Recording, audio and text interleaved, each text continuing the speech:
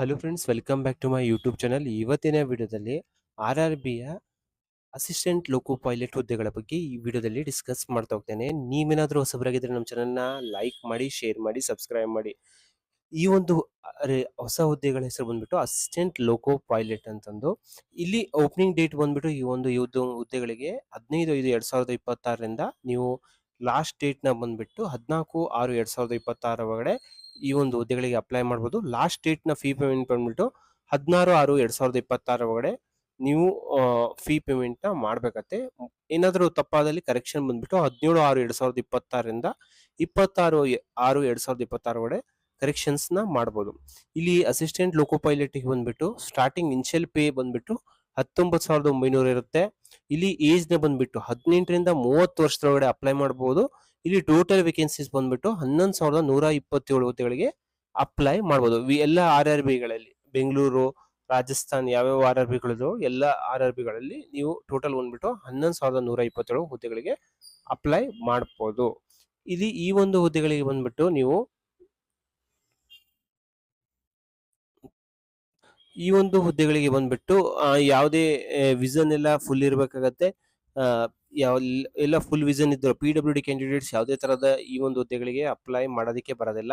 ಇಲ್ಲಿ age limit ನ ಬಂದ್ಬಿಟ್ಟು ನಾನು ಹೇಳಿದಂಗೆ 18ರಿಂದ 30 ವರ್ಷದೊಳಗಡೆ ಅಪ್ಲೈ ಮಾಡ್ಬೋದು. SC/ST ಕ್ಯಾಂಡಿಡೇಟ್ಸ್ ಅವರಿಗೆ 5 ವರ್ಷ ಏಜ್ ರಿಲ್ಯಾಕ್ಸೇಷನ್ ಇರುತ್ತೆ. OBC NC ಅಲ್ಲಿ ಬಂದ್ಬಿಟ್ಟು 3 ವರ್ಷ ಏಜ್ ರಿಲ್ಯಾಕ್ಸೇಷನ್, ಎಕ್ಸ್ ಸರ್ವಿಸ್ ಮ್ಯಾನ್ಗೆ ಏಜ್ ರಿಲ್ಯಾಕ್ಸೇಷನ್ ಇರುತ್ತೆ. ಅದೇ ತರ SC/ST ಕ್ಯಾಂಡಿಡೇಟ್ಸ್ ಏನಂತ ವಿಡೋಡು, ರೀಮ್ಯಾರಿಡು ಇಂಥವ್ರಿಗೆಲ್ಲ ಏನಂತಂದ್ರೆ 40 ವರ್ಷ ತನಕ ಈ ರಿಲ್ಯಾಕ್ಸೇಷನ್ಸ್ ಇರ್ತಾ ಹೋಗುತ್ತೆ.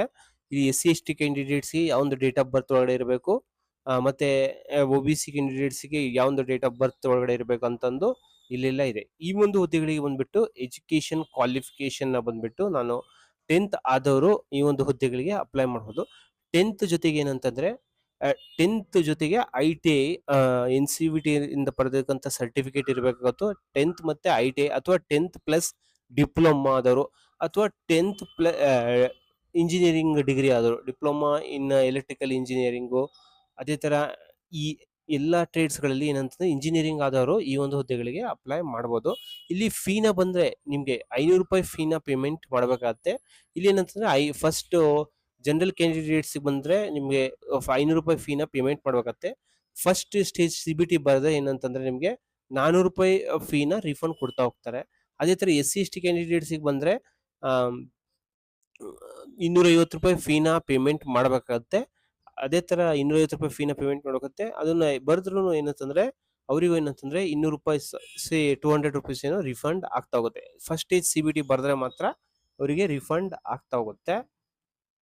ರಿಕ್ರೂಟ್ಮೆಂಟ್ ನ ಯಾವ ಒಂದು ಸ್ಟೇಜಸ್ ಅಲ್ಲಿ ಮಾಡ್ತಾ ಹೋಗ್ತಾರೆ ಅಂತ ಬಂದ್ರೆ ಫಸ್ಟ್ ಸ್ಟೇಜ್ CBT ಇರುತ್ತೆ, ಸೆಕೆಂಡ್ ಸ್ಟೇಜ್ CBT ಇರುತ್ತೆ, CBAT computer based aptitude test ಇರುತ್ತೆ, ಡಾಕ್ಯುಮೆಂಟ್ ವೆರಿಫಿಕೇಶನ್ ಇರುತ್ತೆ. ನೆಕ್ಸ್ಟ್ ಏನಂತಂದ್ರೆ ಮೆಡಿಕಲ್ ಎಕ್ಸಾಮಿನೇಷನ್ಸ್ ಇರುತ್ತೆ.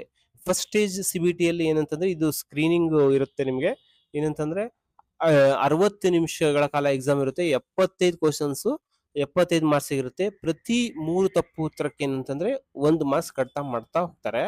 ಇಲ್ಲಿ ಸೆಕೆಂಡ್ ಸ್ಟೇಜ್ CBT ಅಲ್ಲಿ ಬಂದ್ರೆ ನಿಮಗೆ ಯಾವ ರೀತಿ ಎಕ್ಸಾಮ್ಸ್ ಇರುತ್ತೆ ಅಂತಂದು ನೀವು ನೋಡ್ಬೋದು.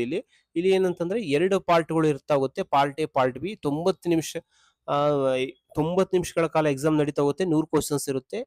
ಪಾರ್ಟ್ B ಅಲ್ಲಿ 60 ನಿಮಿಷ 25 ಕ್ವಶನ್ಸ್ ಇರ್ತಾ ಹೋಗುತ್ತೆ. ಇದಕ್ಕೆ ಏನಂತಂದ್ರೆ ನೆಗೆಟಿವ್ ಮಾರ್ಕಿಂಗ್ ಇರುತ್ತೆ. ಪ್ರತಿ 3 ತಪ್ಪು ಉತ್ತರಕ್ಕೆ ಏನಂತಂದ್ರೆ 1 ಮಾರ್ಕ್ಸ್ ಕಟ್ತಾ ಮಾಡ್ತಾ ಹೋಗ್ತಾರೆ. ಇಲ್ಲಿ ನೆಕ್ಸ್ಟ್ ಏನಂತಂದ್ರೆ CBT ಕ್ವಾಲಿಫೈಯಿಂಗ್ ಟೆಸ್ಟ್ ನಲ್ಲಿ ಬಂದ್ಬಿಟ್ಟು ಈ ಟ್ರೇಡ್ ವೈಸ್ ಟೆಸ್ಟ್ ಇರುತ್ತೆ. ನೀವು ಯಾವ ಒಂದು ಟ್ರೇಡ್ ಮಾಡಿರ್ತೀರಲ್ಲ, ಇಲ್ಲಿ electrician, electronics mechanic, fitter, mechanical tractor mechanic, automobile engineering, ಇಂಥ ಟ್ರೇಡ್ಸ್ಗಳು ಇಲ್ಲಿ ಆದವರು ಒಂದು ಅಪ್ಲೈ ಮಾಡ್ಬೋದು. CBIT ಅಲ್ಲಿ ಯಾವ ರೀತಿ ಇರುತ್ತೆ ಅಂತ ನೀವು ನೋಡ್ಬೋದು. ಡಾಕ್ಯುಮೆಂಟ್ ವೆರಿಫಿಕೇಶನ್ ಅಲ್ಲಿ ಯಾವ ರೀತಿ ಮಾಡ್ತಾರಂತೆ ಇಲ್ಲೆಲ್ಲ ಇದೆ ಡೀಟೇಲ್ ಆಗಿ. ಇಲ್ಲಿ ವೇರಿಯಸ್ RRB ಅಲ್ಲಿ ನೀವು ಯಾವೊಂದು RRB ಅಲ್ಲಿ ಎಷ್ಟೆಷ್ಟು ವೇಕೆನ್ಸೀಸ್ ಇದೆ ಅಂತ ನೀವು ನೋಡಿ ಅಪ್ಲೈ ಮಾಡಬಹುದು.